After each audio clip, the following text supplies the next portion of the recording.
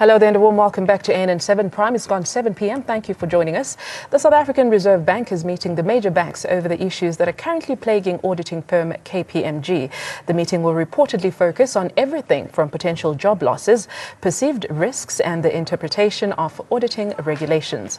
By law, the banks are required to have two auditing firms. The banks have expressed concern as the ability to rotate auditors would be put into jeopardy if KPMG South Africa had to close shop.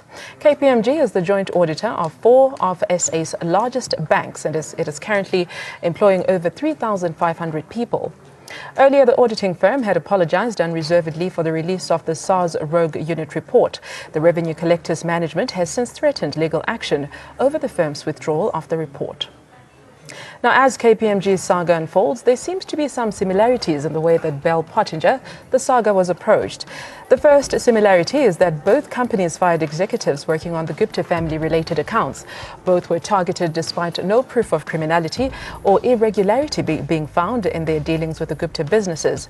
And both faced pressure from the corporate as they cut ties both the firms even before an official probe. More so, why has the corporate community not spoken out at other major firms that have been found guilty of wrongdoing? For instance, why there's been no extensive outcry over Group's FIFA admission to price fixing during the building of stadiums during the 2010 World Cup Soccer? Also, when international auditor PricewaterhouseCoopers were fined extensively by a UK regulator for not supplying enough audit evidence in their work on another tax company, that is RSM Tenon. Well, to help us ventilate and analyze all these issues around KPMG is Mr. Tsepo Khadima, political analyst, joins me live in studio. Mr. Chipane Selwane from Transform RSA. I understand Youth Exco will also be joining us in studio, hopefully in a few minutes. So we have Mr. Auditor Froze, independent political analyst, is in studio with me. Gentlemen, a very good evening to you. Welcome back to Prime. Thank you for joining us. Why do you think this is happening now? I'll start with you, Mr. Froze. This focus on KPMG that we have been seeing quite a bit. This is not the first time that KPMG has been found wanting in terms of their business. They've been fined, in other places around the world. But all of a sudden, KPMG is out in the headlines. Well, so many things do happen in the market, so that is manipulated, I suppose, to keep KPMG's doings in the shade. And that makes it very much more difficult for the media to pick up. At the same time, South Africa's media, particularly Business Day, if I may mention them, its editor, Mrs. Joffe, actually wrote and seemed to be watering the issue around KPMG a bit down. And one needs to add also that KPMG is extremely well networked in the economy and in the industry and the banking sector of this country. So your top clients are local South African biggies. And indeed, in that context, the KPMG is benefiting hugely. And I don't think that many of these clients will actually drift away. They will remain. Right. Mr. Khadima, perhaps you can join in the conversation as well. KPMG's reputation there, being dragged quite a bit there. Do you think that it has gotten to a point where it is just, too risky for them to be working with any banks at the moment? Well, the reality is that KPMG and KPMG International, as the press statement was released yesterday, I think a 14-page press statement was released, they incriminated themselves. They discredited themselves. So I just cannot see how they can expect legitimately any entity in this country or elsewhere to actually believe that they are an entity that is worth, because they admitted themselves and they incriminated themselves and, as I say, discredited themselves. Now, the question that they have not answered, by the way, in that very elaborate, verbose media statement, the question was that they should have answered, or at least seek to address, was, well, what are they going to do with all other reports that they have produced by the same executives that they have now fired, when the aggrieved parties are now going to be approaching them and say, thank you very much for your admission of wrongdoing. In these two instances, we therefore ourselves have got an issue that we want to take up with you. Are they going to be now reversing all the reports that they have been issuing since as early as 2004 in the last more than 10 years? And we also take into account that, by the way, the very same KPMG, as you mentioned earlier, has been found wanting and has been fined and sued in various jurisdictions, transatlantic, both in the United States, Canada, as well as in Europe, Germany, and the UK, where they've either paid fines or they were sued for effectively issuing audit opinions that were just not up to the mark. And one of them, of course, which comes to mind is that we will remember that a few years ago, one of the German multinationals, Siemens, admitted that it had paid over, I believe it was over 1 billion euros worth, 1 billion euros worth of bribes over a 10-year period. And the auditor was KPMG. It reminded me of the article that was then published in Bloomberg Europe magazine, which said Germany is thoroughly corrupt and anybody who dares speak against it is considered a Judas. And KPMG was in the mix. So I cannot see how KPMG can be able to get out of this rut. However, at the same time, as South Africans, we have to be exceedingly appalled at the conduct of the South African Reserve Bank, who today we know that they say they're initiating a meeting with the banks. The same South African Reserve Bank that, by the way, failed in its constitutional duty and obligations to have to step in when another firm, Oak Bay, was effectively being violated constitutionally. The South African Reserve Bank is an organ of statute as well as an organ of the Constitution. And the state, all three branches of state, are enjoined in duty and obligation to ensure that citizens' constitutional rights are upheld. The question is that how can we have a Reserve Bank that is selective as to who deserves to have their constitutional rights protected and whose constitutional rights need to be violated, as has been the case. Selective morality has to be brought into question. Mr. Froese, Mr. Khadima brings a very important point to say. What happens to all the reports that KPMG has been delivering? From my understanding, I think there has been a specific request to check all the work related to the Gupta businesses that the KPMG might have done. I understand SARS perhaps would have asked that there be an overall check on all the reports that KPMG has done.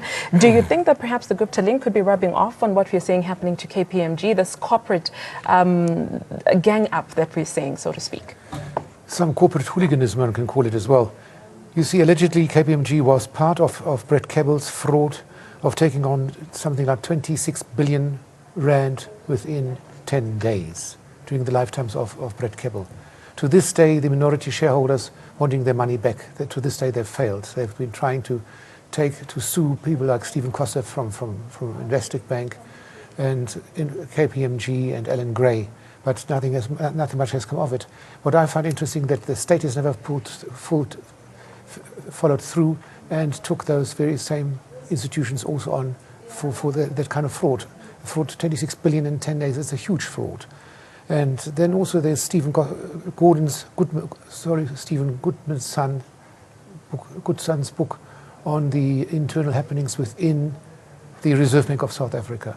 And that lays bare exactly what has happened. For example, in 1990, back then the head of the Reserve Bank, Chris Stultz, according to Stephen Goodson, took gold, South African gold in Switzerland and sold it there for 2.5 trillion rand. That's a huge amount. Where's that money? So it's been going on for a long, long time already. It's nothing new. And one cannot actually query the morals and the ethics in those cases because there are none. Right. So that's a long list of detailed cases where KPMG has been found wanting. The issue of selective morality, I want us to come back to that, Mr. Khadima. There have been other companies that have been found wanting. We haven't heard a lot of noise that are also connected to KPMG. Why do you think this is happening? Well, I guess most of us, when we were at elementary school and we were reading about George Orwell's Animal Farm, we thought it was nothing but a play. But sadly, it has come to pass in South Africa that we live in Animal Farm. All animals are equal, but some are more equal than others. And hence we can see this appalling behavior of selective morality.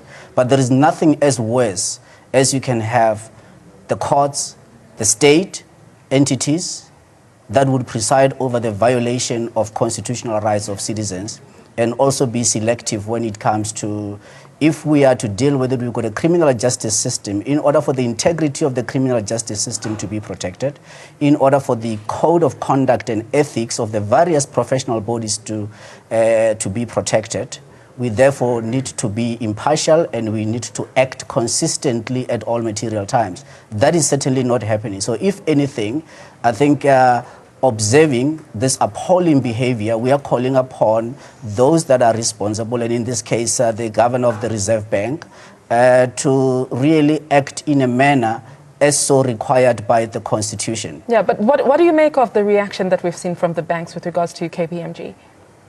Well, the banks, for them to say that they will no longer be using KPMG, I think that has to follow. One of the other things that we have seen is that in this country, the selective morality has also brought about the inconsistent application of even the rules in terms of corporate governance. For example, the appointment of an auditor is not the privilege of management, it's the sole privilege of shareholders. So I've been astounded by what they would be regarded as blue chip companies, their management making decisions that they will no longer be using a KPMG as an auditor when that is not their privilege. The appointment of an auditor is a privilege of shareholders at either a special general meeting or at an annual general meeting, as and when the term of that auditor comes to an end. So the question has to be asked as to how come we have seen these corporate executives who effectively have appropriated powers that do not belong to them by now starting to make such pronouncements. And when they make such pronouncement, one can only read that there is mischief. Question is that why would we allow such mischief? And some of it is constitutional mischief, because it is effectively to say, if we can make an example of a large firm such as KPMG for having dealt with somebody who we regard as an untouchable, and under this constitutional democracy, I find it detestful that we can have people who will regard other people as untouchable without, whereby people get convicted without a trial. There is an investigation without a crime being committed, and there is always hysteria without facts. Right, and that is effectively what has brought even KPMG to be where it is. But KPMG, and as I mentioned a few days ago, and I still maintain that, the executives that were fired, they owe this country a moral duty to disclose as to who has been putting undue pressure to them, because the statements that have been released by KPMG, they are incoherent. For example, they are replacing certain aspects of the report that they issued, but they are not even naming, well, who is the complainant and what evidence did that complainant actually adduce, and to what extent was then, when they were functus officio, because their report had been finalized, who actually made them to believe that they could still go and make comment on a report that was completely out of their hands.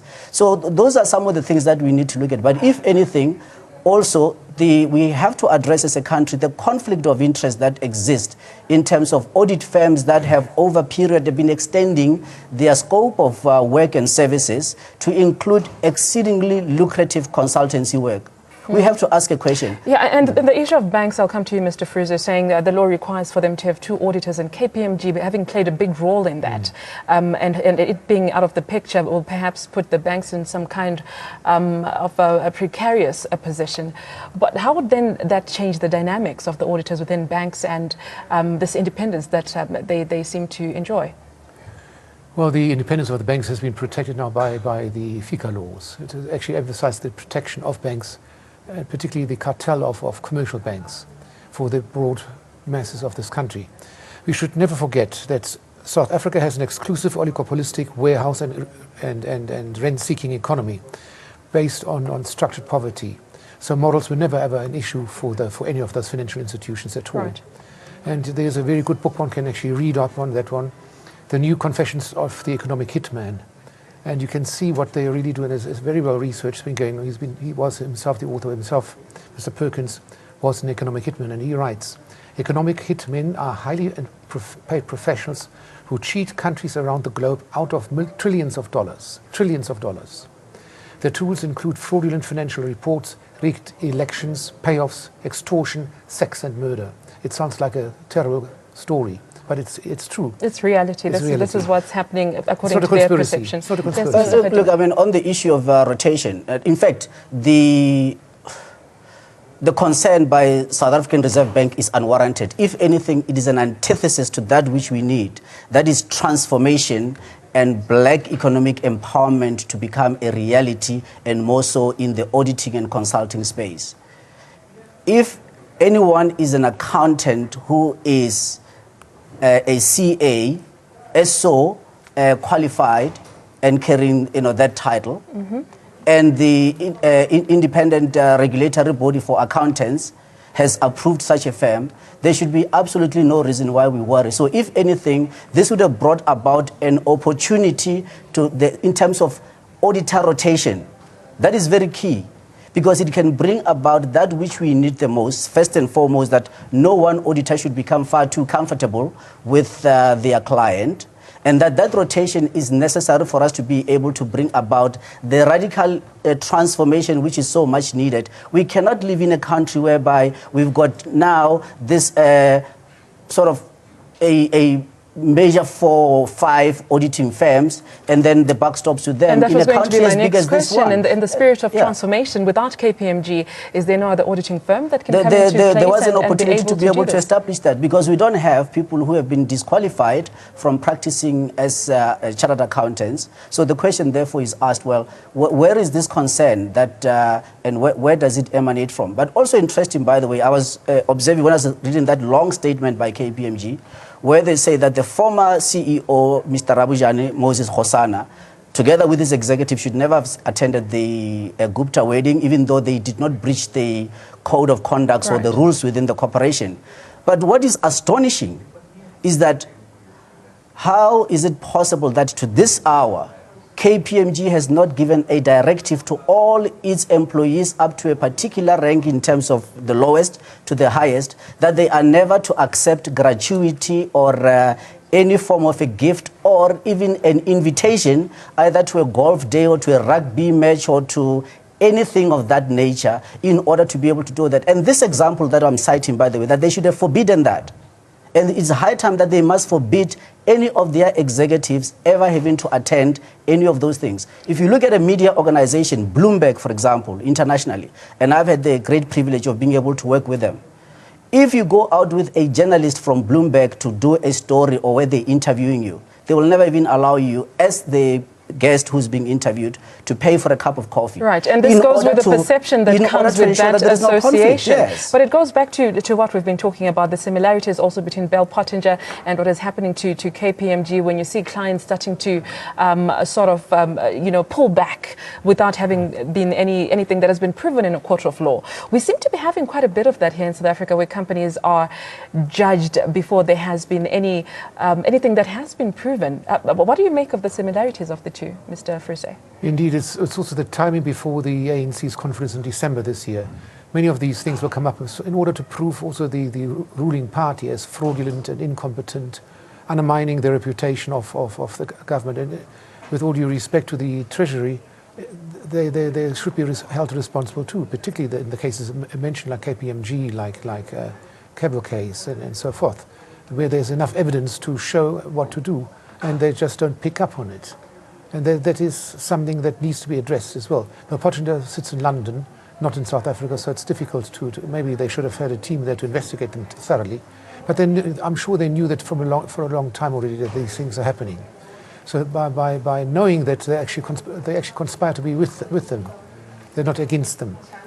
And by doing that, they've achieved one thing. They've made sure that KPMG is actually not threatened in real terms. They've got perception versus reality. Yeah, the amazing thing is that Bell Pottinger for 17 years did PR work for Compagnie de Richemont, which is chaired by none other than Johan Rupert. And within the Remgro Group, with that owning British American Tobacco. Now we know the effects of tobacco and the work that, the PR work that Bell Pottinger did specifically as relating to British American Tobacco. Now we know as a matter of fact that over 7 million people globally die from the effects of tobacco. And here it was acceptable that Bell Potential could do work for British American Tobacco, which again has been accused of bullying various governments in developing countries and not paying taxes, and of course contributing to the whole illicit trade in tobacco and alcohol. And the question that has to be asked is that, well, why is it acceptable then, and why would it not be acceptable now that Bell Potential could have done work as professionals? And also the lie that has been created, for example, that, well, the term white monopoly capital was created by Bell Potential. That is a blue lie.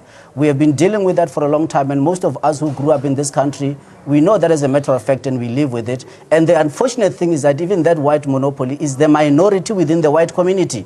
And that is the saddest thing. So we need everybody, actually, including white people in this country, to fight this minority, who unfortunately happen to be white, for those people that are white, that we must all join hands to fight it, because if we do not fight it, we end up with this situation that we have. But also we need to be consistent. I cannot see how the Reserve Bank can hold course and how the governor can look South Africans straight in the face. What we saw today was a miscarriage of justice, and he has never stepped up to the plate. Why does he believe that this time he has to step up to the plate? That is beyond me. So we need to really dismantle this hegemonic white monopoly capital in the oligopolistic cartel of banks and moneyed corporations that unfortunately are not serving this democracy any good. If anything, we are seeing, without any restraint whatsoever, violation of constitutional rights of citizens. And when we started this conversation, Mr. Khadime, you said KPMG literally incriminated themselves. And yet we see the silence coming from corporate SA. I know we've touched a bit on that, but what does it speak to in the bigger picture of things? And that is the new normal, but it's an unacceptable new normal. Corporate South Africa have become politicians without ever being on a ballot box, and without ever going to parliament. So that is something that we need to frown upon. You cannot have a situation whereby CEOs of corporate companies outside, they are not duly authorized in terms of the memorandum of incorporation of their own respective companies to actually be activists, political activists. But they've become political activists. And as a result, the rule of law has suffered. The constitution of this republic effectively is suspended by the conduct of these CEOs, who are nothing other than fiduciaries and stewards for on behalf of the shareholders of those companies. Mr. Frieza wants to say something there. The corporate world in this country has always played politics since 1948. Whether it's the agricultural sector, whether it's the banking sector, whether it's the mining sector, they've always, in fact, big corporates like Anglo-American funded first the United Party, then the Progressive Party, then the PFP. They sent out their senior delegates to Lusaka, to Zurich, to Luanda, to Canada, everywhere, to meet with the ANC in exile. They've always played politics, and they had senior politicians on the payroll to consult for them. So it's nothing new. They played politics all along, and today it's more out in the open than it was then. So whoever has the money has the power. Basically, Indeed, this is what we're saying. Yes, and they create structural poverty so that they have no access to the economy. Yeah, but that power, I think, is going to be limited. I think that the corporate CEOs have been pushing the envelope far too much. They've pushed people to the brink. And what we are going to end up with now is going to end up with self-help. And I lament this all the time, because self-help is anarchy. And when we see that the state, with these various organs, either the judiciary or the executive and the various entities, can preside over injustice, it therefore calls upon the citizens to resist that injustice, because when injustice is made law, resistance is duty. But that is a situation that we should avoid. Unfortunately, we have an unrepentant corporate sector here that has sought to influence even the decisions of the state, where they call the shots. And is that acceptable? Most certainly it's not acceptable. And this KPMG saga, the way to bring it to an end is if all of us were to sober up and be consistent in how we approach and we apply it. And that simply means this. You can't be selective. You can't say today I'll seek to protect KPMG and give all the reasons that in any case the exact same set of circumstances apply to another company, which also deserves, and more so, ordinary citizens that also deserve the same protection under this. Now, for example, just very quickly, the CPS case before the Constitutional Court, regardless of the circumstance in which CPS was given a tender unlawfully, which the Constitutional Court set aside.